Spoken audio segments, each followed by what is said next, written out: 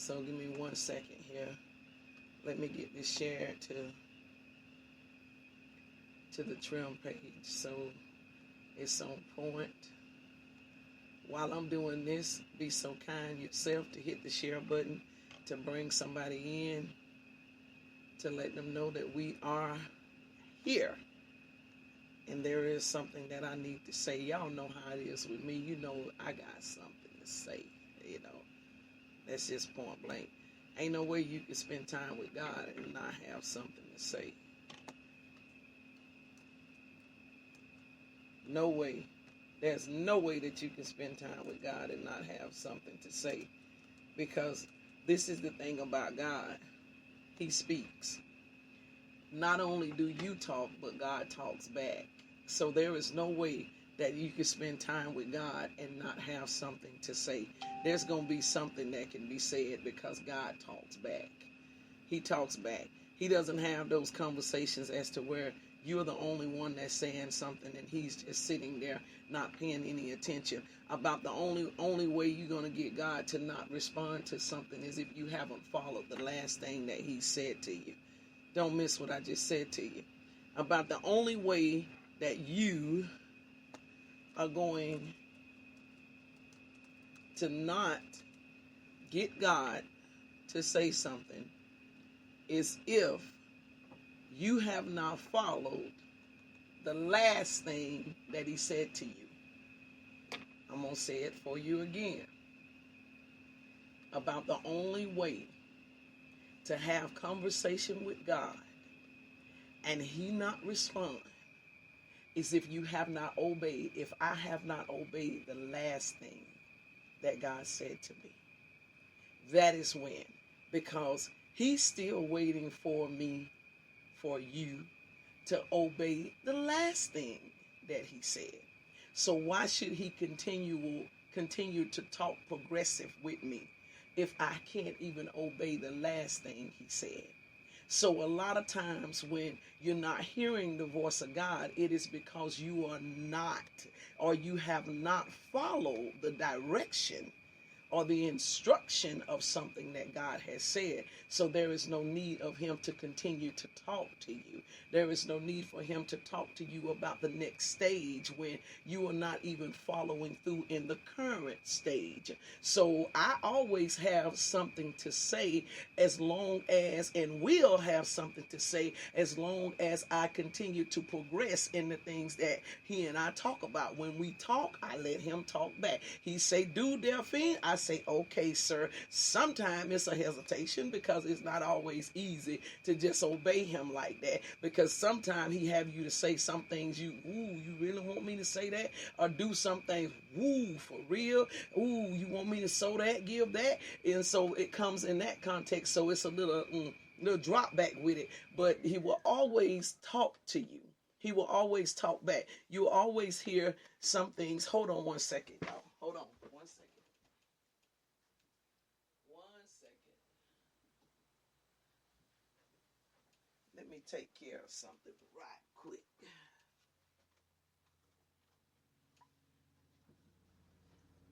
Hold on 1 second.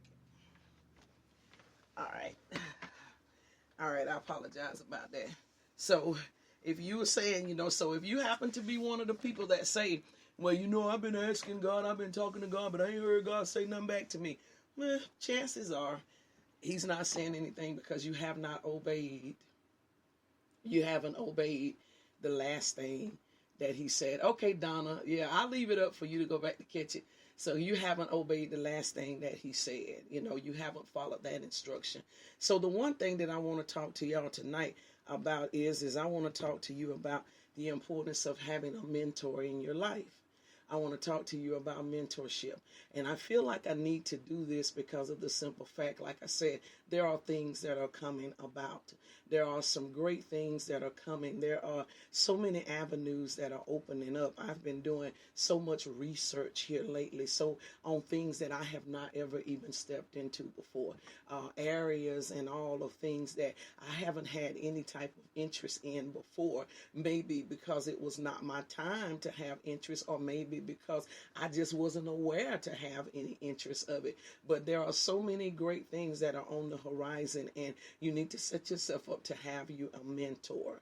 You need to have a mentor. What is a mentor? This is something that we fight against. This is something that we fight against, especially in the African American culture. This is something that we literally fight against, because we tend to think that it's somebody that's telling me what to do, and I don't want to be told what to do, because I already have a problem with authority. I was already, that's just my issue. I don't want nobody telling me what to do. That's why at 3 years old, I was fighting mad when I was told that I could not have that popsicle, that type of stuff. So already exemplifying authority issues, to not have any type of respect. So therefore, when we have that type of mentality, it's hard for us to accept the fact that we need a mentor. We need a mentor, a coach, however you would say, but that is someone that has treaded the path ahead of you, someone that has already gone the way that you are going, that can cause things to become so much easier for you,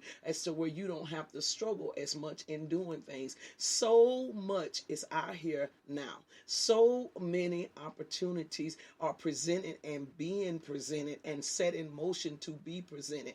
And you got to have somebody that has treaded the path ahead of you to get you to the place, your next place of where you need to be. Some of you are stagnated right now because you've been trying to do this stuff on your own, and that junk ain't worked for you. You done lost so much time. Ain't nothing progressed for you. You literally behind to the point where you frustrated. You aggravated because you are behind. It's because you would not connect like you needed to. You would not get in like you needed to. You would not submit like you needed to. And so it just threw everything off course.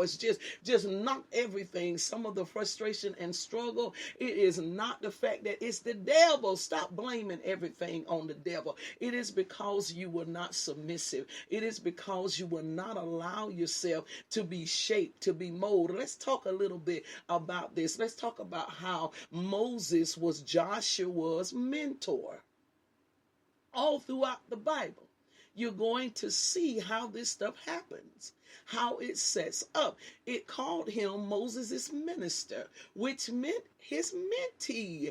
That's what he was. Someone that could pour into him. And then it got so blessed because the scripture says, Moses, my servant, is now dead. And so now, Joshua, it's time for you to stand up to the occasion, to do what needs to be done. How is it that you could know how to handle it if you were not being mentored behind the scenes of what needs to be done? Please hear what I'm saying to you. A mentor deals with you behind the scenes. They help you gut out the behind the scene issues. That's what a mentor does. A mentor goes on the sideline and coaches you outside of the cameras of what people can see, to prepare you for the show, for the game when it comes. I'm an avid Alabama fan. You see the A back there, baby. Roll Tide.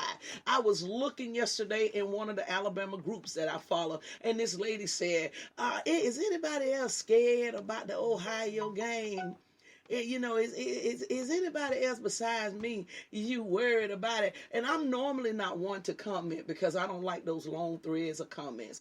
But I went on there and I said, listen, why would you be fearful? You be prepared. That's what you be. You be prepared. Anybody that does not win is usually because of lack of preparation. That is what usually causes us to fail. Lack of preparation. If you obtain the knowledge, if you put yourself in position to get the knowledge, most of the time you will shine and you will come through with the victory. You will have the victory. I said, no, they need to be prepared. Man, my comment got so many hearts and stuff on what I said. No fear here, but preparation. I am in pursuit of some things business-wise. And baby, when I tell you I be killing them Facebook groups, y'all probably see my green light on all the time thing. Pastor Lee setting up on the timeline. Honey, please listen very seldomly do I hit it. I'm going to tell you where I'm at. I'm in them groups. I got my stuff set up where I can get straight up in them groups and see exactly what they talking about.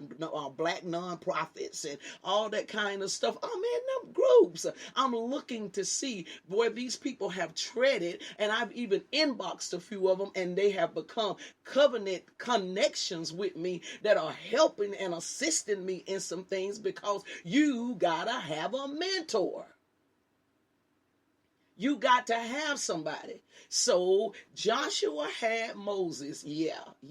You so grown. Yeah, you Miss so grown, Mr. so grown, that don't think you got to have nobody. Well, that's the reason why things ain't working. That is the reason why you haven't heard God. That's the reason why you frustrated, why you keep thinking that God is not answering you and that kind of stuff, because you are not submitted like you're supposed to. That's the reason why. Don't you understand how blessings fall, how they operate? Y'all listen, hey, tell the truth about this stuff. Be real, be honest about this stuff. All of these cliches out here, and these folks, check the post out I put out earlier. I wrote several posts talking even about how, spiritual parents and all that kind of stuff. Man, you got to know exactly who it is that the Lord has assigned for your life. And it doesn't always mean the person that pushed you forth out of life is the person that the Lord has assigned for your life. Let me show y'all something. I was born to Alice Lee. Alice Lee Bone is her maiden name. Alice Bone. That's who I was born to. Love her dearly. She's my mama. Come from her loins. Would not withhold anything from her. Help her to the best of my ability. But baby, check this out. She is not doing anything that I'm doing in the aspect of the spiritual realm, as far as going into businesses and doing ministry and all that type of stuff. So how is it that she could be this mentor for me? She's not doing business grants, and she's not not doing loans and not acquiring licenses for businesses and all that type of stuff. So how is it that I could say, well, okay, this is my mentor right here? But when you are caught up in the flesh, when you are caught up in the natural thing and don't want to submit to authority, you miss it. Okay, make it plain for me, Pastor Lee. I'm gonna make it plain. Y'all should already know I am. Let me show you something. Moses was not Joshua's biological daddy. Was not. Let's move on a little bit further. Elijah was not Elisha's father. Elisha was actually plowing oxen in the field with his folk when Elijah passed by and cast the mantle on him that literally changed his life. You got to understand, baby, that spirit and flesh are two different things. Do you realize that Jesus had to save his own mama? Do you realize that? Y'all didn't know that, did you? You didn't know that Jesus had to die for Mary and Joseph too, right? You didn't know that, did you? Y'all didn't catch that, did you? You thought that because she pushed him forth out the womb, that exempt her from having to be someone that had to be redeemed. You thought that, didn't you?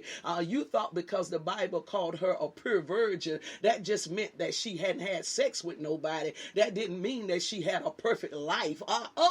Pastor Lee, what you doing? Gonna take it right in now. That didn't mean that she had a perfect life, y'all. She still had to be redeemed because of the simple fact when she dropped in to say something, Jesus chin checked the whole, wait, hold up just 1 minute. Don't touch me. My hour has not yet come. Hey, then he hit her with the flex and said, who is my mama? Except those that follow my Father, that live according to the truths. This is what he said. So what I'm saying to you is don't get it twisted. Don't get it twisted. This thing here is different. It is completely different. It is orchestrated and divine by a sovereign God. Baby, I'm being in here tonight. It's orchestrated by a sovereign God. Do you know what sovereign is? Sovereign means he can do what he want to do when he wants to do it. It is orchestrated by the only God that there is. It is orchestrated by the one true living and wise God. It is orchestrated orchestrated by the one that it says that there was no God created before him, neither was there one created after him. That is the reason why no other God has been able to stand beside him. This is about God, y'all. That's what this is about. And this is completely different than what you could think. It is completely different than what you could think. You don't make the decision. You don't choose when it comes to this. God looked down and saw Mary and chose Mary. Mary didn't choose God. Mary knew she hadn't been touched, but Mary didn't choose God. Pastor Lee, tell me why Mary couldn't choose God, because Mary didn't know the plan of God. See, I done told y'all about